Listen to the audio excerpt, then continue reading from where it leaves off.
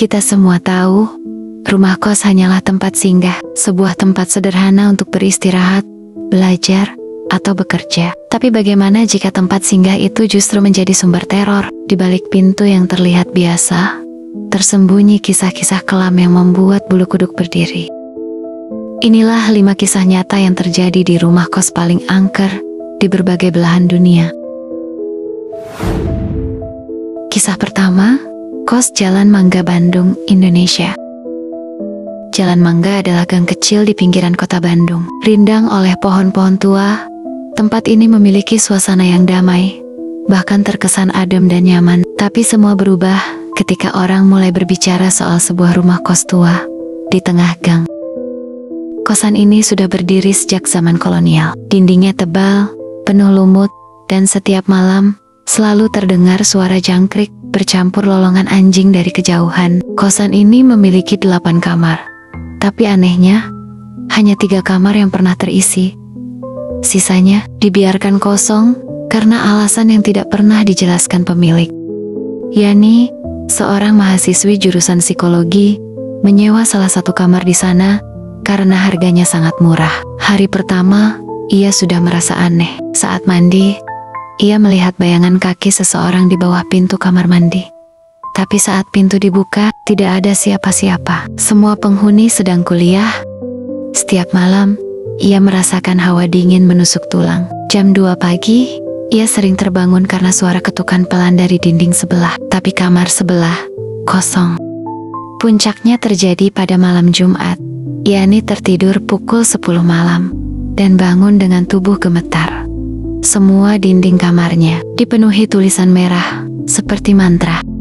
Ia memotret, tapi hasil fotonya hanya hitam. Dan yang paling mengerikan, di ujung kamar berdiri seorang nenek tua, mengenakan kebaya robek dengan wajah hancur separuh. Yani langsung kabur dini hari itu. Keesokan harinya, pemilik kos akhirnya mengaku bahwa kamar tersebut dulunya dihuni seorang dukun perempuan yang mati dalam keadaan mengenaskan. Tubuhnya ditemukan penuh belatung. Setelah berminggu-minggu tak ada kabar. Sejak saat itu, siapapun yang menghuni kamar itu selalu mengalami teror yang sama. Kisah kedua, kosan 6 tatami Tokyo, Jepang. Di tengah hiruk-pikuk Tokyo, apartemen mungil berukuran 6 tatami menjadi incaran para pelajar dan pekerja asing karena harganya yang terjangkau. Namun, salah satu unitnya menyimpan rahasia mengerikan. Luke, mahasiswa pertukaran asal Australia, pindah ke apartemen ini tanpa tahu sejarahnya. Hari pertama, ia sudah merasa ganjil. Kamar itu sangat dingin, bahkan di musim panas. Dinding terasa lembab, dan sering terdengar suara desahan dari dalam lemari. Luke mulai mengalami mimpi buruk. Ia bermimpi tentang seorang pria Jepang, berlumuran darah yang duduk bersila, menyayat dadanya sendiri. Mimpi itu datang setiap malam. Anehnya, setiap bangun, ia menemukan cakaran di tangannya, seperti bekas dicengkram sesuatu.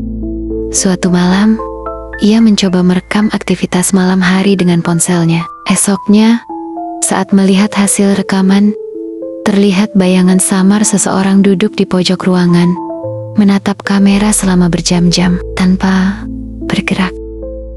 Tetangganya akhirnya memperingatkan, kamar itu pernah dihuni oleh seorang pria penyendiri, yang bunuh diri dengan cara menyayat tubuhnya sendiri secara ritual. Karena tubuhnya baru ditemukan 3 minggu kemudian, energinya dipercaya tertinggal kuat di ruangan itu. Luke akhirnya pindah, namun ia mengaku hingga sekarang, saat tidur ia masih mendengar suara pria itu menggumam mantra dalam bahasa Jepang kuno. Kisah ketiga, Lavender Coast, Singapura. Lavender Street di Singapura adalah area ramai dan strategis. Tapi di sebuah gang sempit di sana, terdapat kosan 2 lantai yang sudah berdiri sejak zaman Perang Dunia II. Tidak ada yang tahu pasti sejarahnya, tapi semua yang pernah tinggal di sana menyebut satu hal. Tidak ada yang sanggup bertahan lebih dari 3 bulan. Harvin, seorang mahasiswa teknik, menyewa kamar di lantai atas. Di malam pertama, ia mendengar suara anak kecil berlari-lari di lorong. Padahal ia tinggal sendiri. Ia mengira itu suara dari luar. Tapi suara itu terdengar jelas. seperti dari balik pintu. Minggu kedua, ia mulai melihat bayangan anak kecil duduk di atas lemari, menatapnya tanpa mata, hanya rongga hitam. Ia mencoba menyapu area itu dengan senter, tapi bayangan itu hilang begitu saja. Kejadian paling menyeramkan terjadi saat Harvin bangun tengah malam dan mendapati dirinya tidak bisa bergerak. Matanya terbuka, tapi tubuhnya kaku. Dari bawah ranjang, ia merasakan banyak tangan mencengkeram dan menariknya ke bawah. Ia berteriak sekuat tenaga, hingga akhirnya bisa bergerak dan menyalakan lampu.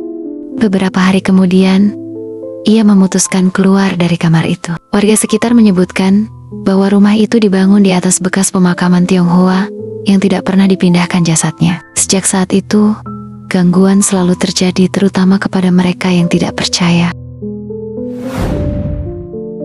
Kisah keempat, Hostel King's Cross, Sydney, Australia.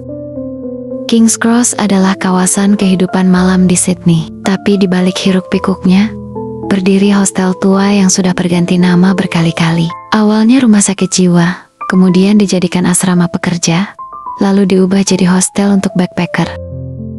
Michelle, seorang traveler asal Kanada, menginap di sana karena harganya murah. Malam pertama, ia merasa suasana hostel itu muram dan pengap. Ia tidur di bunk bed lantai 2 dalam kamar bersama 5 orang. Tengah malam, ia terbangun dan melihat seseorang berdiri diam di ujung tempat tidur. Awalnya ia pikir itu tamu lain. Tapi saat melihat ke tempat tidur bawahnya, orang itu sedang tidur. Semua orang tertidur. Dia mencoba kembali tidur, tapi malam berikutnya, ia mengalami sleep paralysis. Ia tak bisa bergerak dan mendengar suara wanita menjerit keras tepat di telinganya. Setelah kejadian itu, 2 orang tamu lain keluar dari hostel tanpa pamit.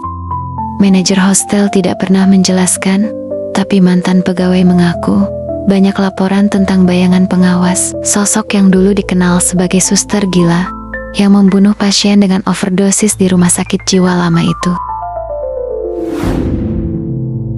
Kisah terakhir, rumah kos Bangsar, Malaysia. Di kawasan elit Bangsar, Kuala Lumpur, berdiri rumah kos 2 lantai, bergaya kolonial. Murah, luas, dan strategis terlalu bagus untuk jadi kenyataan, dan memang benar. Rumah itu menyimpan horor yang tak semua orang bisa terima. Farah, mahasiswi hukum, pindah ke sana karena dekat dengan kampus. Hari pertama, ia sudah diganggu. TV menyala sendiri pukul 3 pagi. Di dapur, kompor menyala padahal tak ada yang memasak. Tapi ia menahan diri, mengira itu cuma masalah teknis. Namun malam ketiga, ia mendengar suara langkah kaki berat di lantai 2. Ketika ia naik, tak ada siapa-siapa. Semua kamar kosong. Ia turun, namun mendengar suara kursi diseret keras dari atas. Puncaknya adalah ketika ia mandi dan melihat sosok perempuan mengenakan kebaya putih lusuh berdiri di balik tirai shower. Wajahnya pucat dan matanya kosong. Ketika tirai disingkap, tak ada siapa-siapa, tapi seluruh lantai tertutup jejak kaki basah. Farah melapor ke pemilik, dan dengan dingin, ibu kos berkata, "Kalau dia cuma berdiri saja, berarti kamu disukai. Kalau dia bicara, baru kamu perlu takut." Farah tak menunggu lama, ia pergi malam itu juga belakangan. Diketahui rumah itu dulunya tempat persembunyian pengikut ilmu hitam saat kerusuhan. Banyak pengorbanan dilakukan di lantai 2, termasuk ritual pemanggilan makhluk gaib. Setelah itu, roh-roh penasaran tak pernah pergi. Setiap tempat punya sejarahnya, tapi tidak semua sejarah ingin ditemukan. Kosan adalah tempat orang memulai hidup, belajar, bekerja, dan bermimpi.